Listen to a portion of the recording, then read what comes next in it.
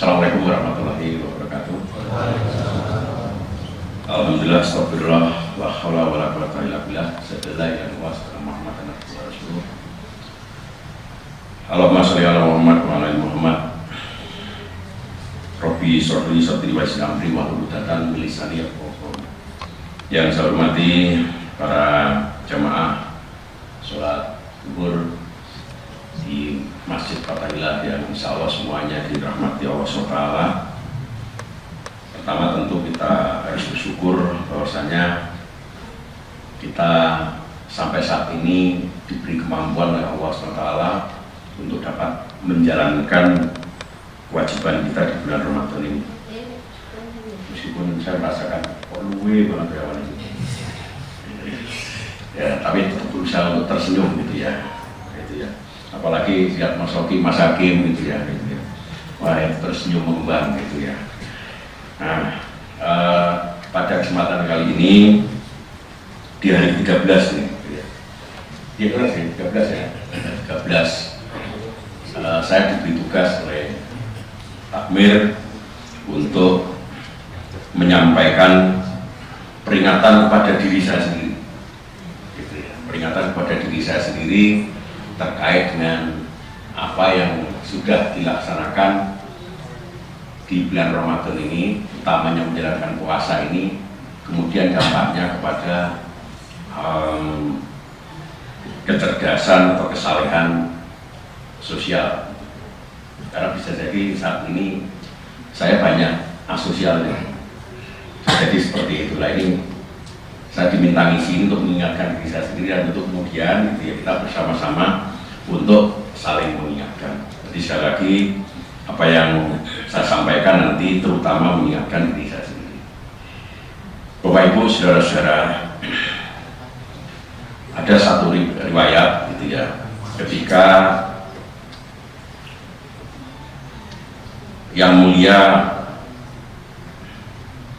Ali bin Abi Thalib radhiyallahu anhu pergi ke pekuburan.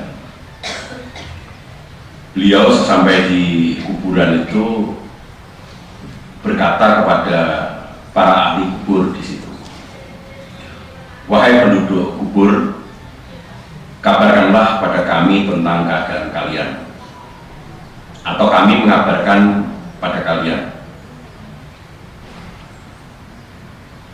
Sayyidina Ali melanjutkan, "Kami mengabarkan kepada kalian bahwa hartamu telah benar-benar dibagi kepada para ahli waris, dan anak-anak perempuanmu telah dinikahkan, dan rumah-rumahmu telah ditinggali oleh kaum yang lain." Lalu sahabat Ali radhiyallahu anhu melanjutkan, "Demi Allah, andaikan mereka dapat berbicara, maka mereka akan berkata, kami tidak menginginkan apa-apa yang lebih baik daripada takwa." Ditulis oleh Imam Qurtubi dalam kitab Az-Zakirah. Bapak Ibu dan saudara-saudara, pesan ini sangat mendalam bagi kita, dan kemudian kita mengingat mengambil satu pelajaran ya. Kalau saya menyampaikan sesuatu biasanya saya ambil sebagai pelajaran untuk diri saya dan juga keluarga itu. Ini yang sedang ramainya di negeri kita saat ini, itu terkait dengan penyimpangan jabatan dan potensi kerugian negara yang terjadi di dalam penyimpangan, yang ini menjadi sorotan luar biasa dari banyak pihak. Dan sekali lagi kita berharap menjadi pelajaran bagi kita semua yang saat ini terjadi di Kementerian Keuangan. terutama di Direktorat Jenderal Pajak dan Direktorat Jenderal Bea Cukai. Meskipun kemudian ya dari peristiwa ini itu merantau. Nah, ternyata di Kementerian Perhubungan terjadi, kemudian di Dinas Pertanahan di Jakarta itu juga ada seperti itu, di pemerintahan Provinsi Riau seperti itu. Yang hal-hal seperti ini kebuka melalui suatu peristiwa yang tidak sengaja, yaitu dari gaya hidup flexing. Itu. Jadi dari gaya hidup suka pamer di media sosial. Itu.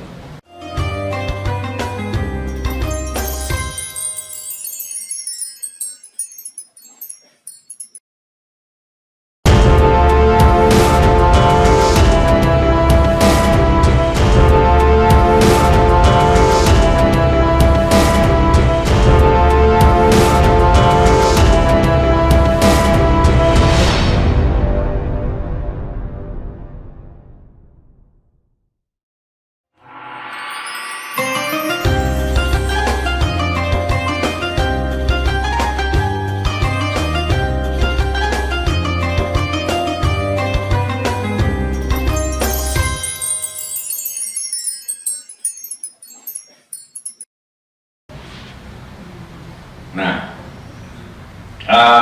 ya ini Bapak Ibu saudara-saudara ya, kalau Gusti Allah itu menghendaki sesuatu untuk dibuka itu gampang aja seperti itu. Ya. Nah, apa yang terjadi gitu ya di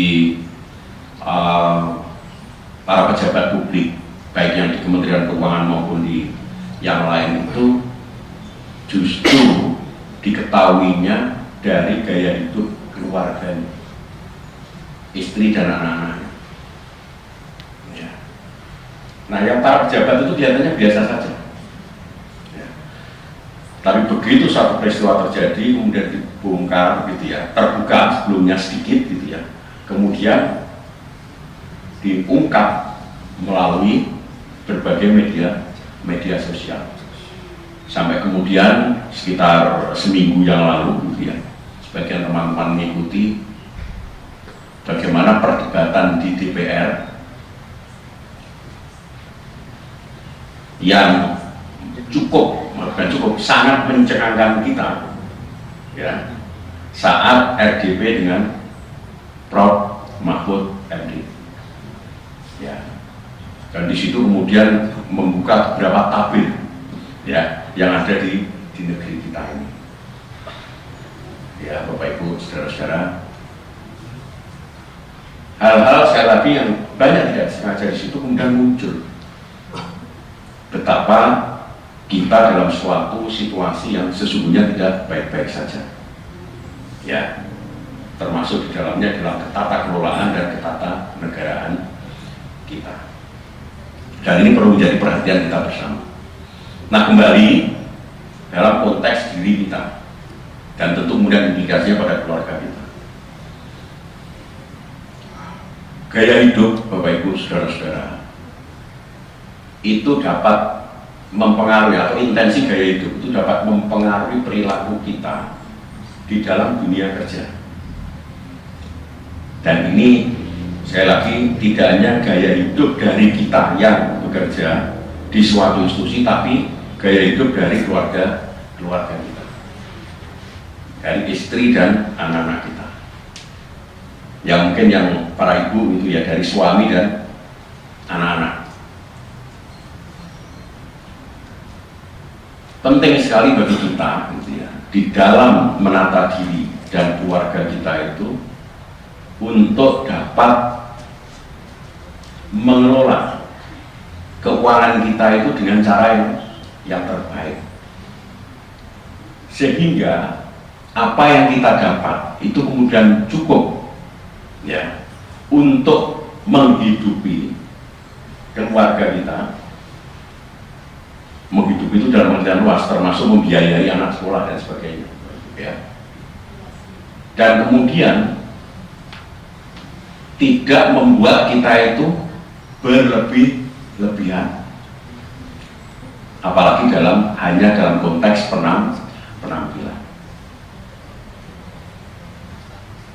Karena itulah ketika kita itu berpuasa, kita diajari untuk menahan diri. Ya, esensi dari puasa itu kan menahan diri, yang ujungnya adalah takwa. Kan begitu. Nah, bagaimana kita, Bapak Ibu saudara-saudara, itu dapat menahan diri untuk tidak terjebak dalam gaya hidup yang berlebih-lebihan itu? Karena kalau kita ya dan keluarga kita itu mempunyai intensi untuk bergaya hidup berlebihan, itu kemudian masuknya itu saat kita bekerja, kecenderungan kita menyimpang itu akan sangat tinggi, sangat besar, dan berapapun yang kita dapat itu tidak akan cukup. Dia kan kita tidak mengira, katakanlah seorang pegawai pajak eselon 3 gitu ya, eselonnya tinggi Propimam gitu ya, pangkatnya juga tinggi Propimam itu 4C atau 4D, atau 4E Propimam gitu ya. Itu ya apa yang dimiliki oleh pegawai pajak eselon 3 ini gitu ya, itu Propimam tidak ada apa-apanya. Kok bisa ya begitu?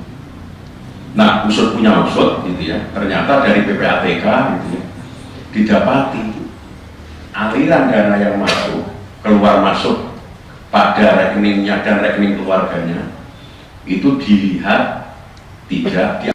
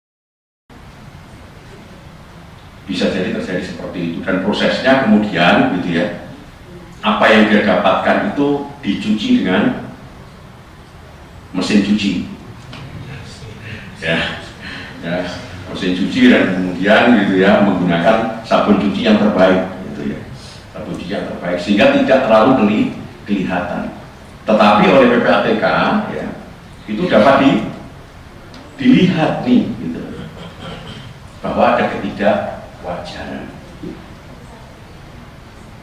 Sampailah kemudian ditemukan gitu ya, ditelusur berikutnya, ini yang gampang kelihatan, hartanya sampai 50-an miliar yang dilaporkan di LHKPN. Nah, yang tidak dilaporkan ternyata lebih dari itu. Nah,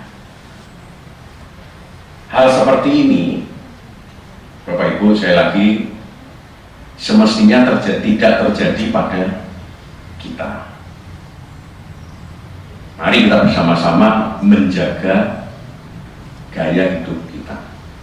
Mungkin Bapak Ibu, saudara-saudara mengatakan, apa sih Pak yang bisa saya gunakan untuk meninggikan gaya hidup saya? Mau saya pendapatannya sekian. Mungkin begitu. Bisa macam-macam. Meskipun sedikit bisa bergaya hidup ya Pak. Ada suatu kisah gitu ya, ada suatu kisah gaya anak muda. Ini real ya, karena saya membaca di suatu media. Ada gaya hidup seorang anak muda gitu ya, yang paradok. Dia memiliki mobil Mercy meskipun bekas. Ya, penampilan najis. Ya, tetapi rela makannya itu hanya mie. di kontraannya gitu ya, di kos-kos kontraannya itu seperti itu yang dia lakukan demi penampilan, demi gaya itu. Tapi dalam banyak kesehariannya selain di kafe tentu, ketika di kos-kosan itu makanannya enggak mie. Ini terjadi pada seorang anak muda gitu ya, yang ya menjadi pegawai suatu institusi belum begitu lama. Nah, yang seperti ini kemudian menikah, ketemu dengan seorang perempuan yang memiliki intensi gaya hidup yang tinggi pula, maka bisa jadi terjadilah seperti pegawai di Kementerian Perhubungan itu, ya, yang masih 3C atau 3D gitu ya, itu yang sudah istrinya pamer-pamer itu, nah kemudian diberhentikan dari jabatannya itu. Bapak Ibu, dari hal yang kecil itulah kemudian bisa menggelinding menjadi hal yang besar. Karena itu mari bersama-sama kita berhati-hati dengan hal yang seperti itu. Ya, kita berusaha untuk mengakumulasi kekayaan dengan cara yang baik, ya, dari sumber yang benar, dan kemudian kita gunakan untuk hal yang benar. Dan itulah gaya hidup hedonis yang sekarang banyak merasuki generasi muda kita. Mudah-mudahan keluarga kita, diri kita dan keluarga kita tidak termasuk yang ada di dalamnya. Kita perlu mengingat sabda Rasulullah SAW yang diriwayatkan oleh Imam Ahmad, barang siapa yang pamer kepada orang lain dengan perbuatannya, Allah akan memamerkannya di hadapan makhluknya dan menjadikannya terhina dan direndahkan. Na'udzubillah min dzalik. Astagfirullahaladzim. Semoga kita semua terhindar dari keburukan, dan kita selalu berharap mudah-mudahan Allah Subhanahu wa Ta'ala selalu memberikan petunjuk kepada kita dan merahmati serta meridhoi kehidupan kita dan keluarga kita. Mohon maaf apabila ada hal yang tidak tepat saya sampaikan dan itu membuat tidak nyaman Bapak Ibu dan saudara semuanya. Bila diberdaya, Assalamualaikum warahmatullahi wabarakatuh.